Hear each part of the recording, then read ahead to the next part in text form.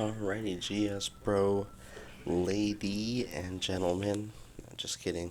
The analytics say there's probably like 2 or 3 females that run into this channel every once in a while, so welcome to Jonathan's Landing is the course today.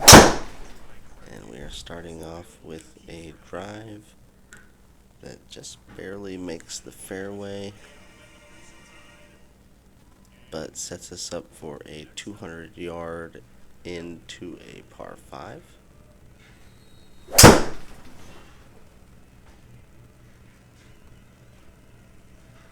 That's a little left, looked like a pretty good swing, but a little left, and now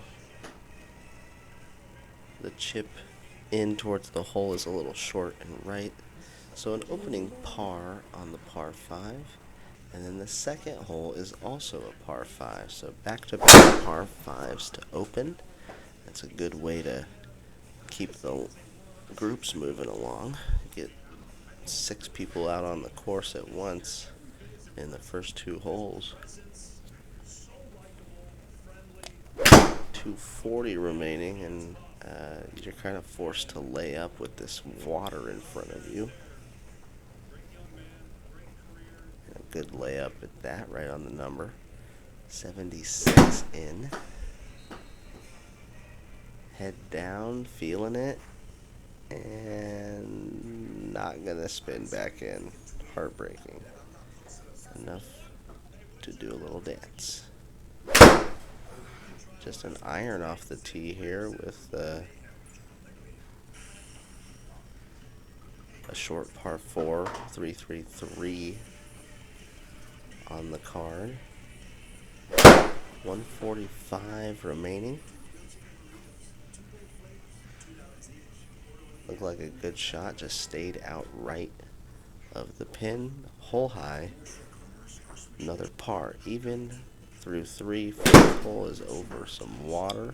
It's only 114 to get there though. It's tucked in the back though.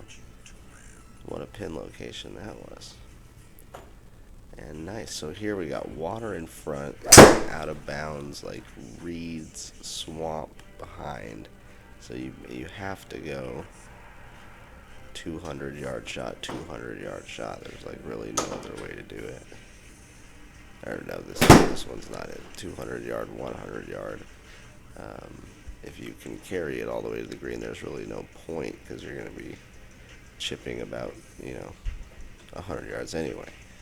6th hole is a par 315. We're playing the whites, and they were, I think, pretty short here at Jonathan's Landing. We'll check the yardage at the end.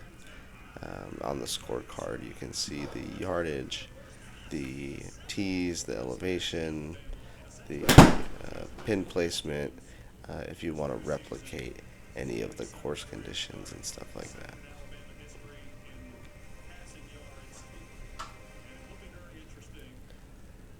Another par on 6. Another interesting hole here on 7, where you got a split fairway on both sides of this hole, and on the fairway coming back. So now carrying over water and hitting it way left.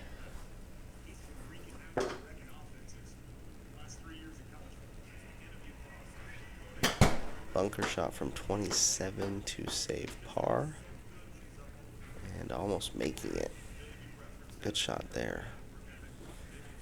8th hole is going to bring a 135-yard par 3. Looks like I got through that pretty good, but resulted in just a little bit of an overdraw and no kick for me. Another par. Looks like it counted that, or I missed a piece of that, but either chipped in or whatever. Here, just missing the water, thank goodness, and 173 remaining. And hitting this might be the best shot of the round here. Landing it on the short side of the green. From the rough, 170, and safe in for a par. So pretty much just straight pars so far, leaving to the 10th hole. Just absolutely crushing a hybrid for me. Right down the center. No draw or fade to that one, just right down the middle. And then trying to find 50 yards and just went way over. Got a little help here from the ridge and got back into the green to save par. About to go chip that. Another short little par 3 here, 113. Trying to hit a draw in there when that really wasn't what the hole called for. It certainly needed a fade. And now I'm screwed with a short-sided side hill uphill. Handling it pretty good and able to get another par on the card, just kind of going along. Jonathan's landing, I think, is pretty short as far as yardage on the books, but it's got a bunch of interesting little, like, it's short because you have to hit a 5-iron off of 3 different tees, and it's short because you have to carry 2 out of bounds on a par 5, and it's forcing you to go 3-wood hybrid wedge, you know. And so I don't think it's just like short because it's easy. It's just short because it's kind of designed that way. Very upset with that one, just missing the out of bounds there. And I'll have a chance to chip from the rough with a deadly little pin location. And yeah, naturally it went a little long, but I had to stop that on a dime. So there's our first blemish on the card. We go to +1 on the 13th hole of the day.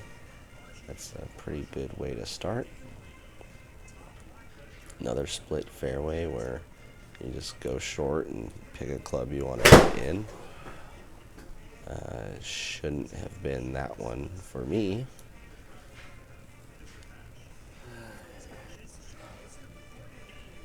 And that was super toed. Came up woefully short.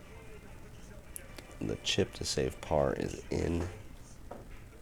So another par, and we are off to the 15th hole, par 3, tough pin location, and I flew it big time. Every once in a while I'll do something right with swinging a golf club and it'll go like 20 yards further, and I never can repeat that on command, which is a shame. 16th hole is a short par 5.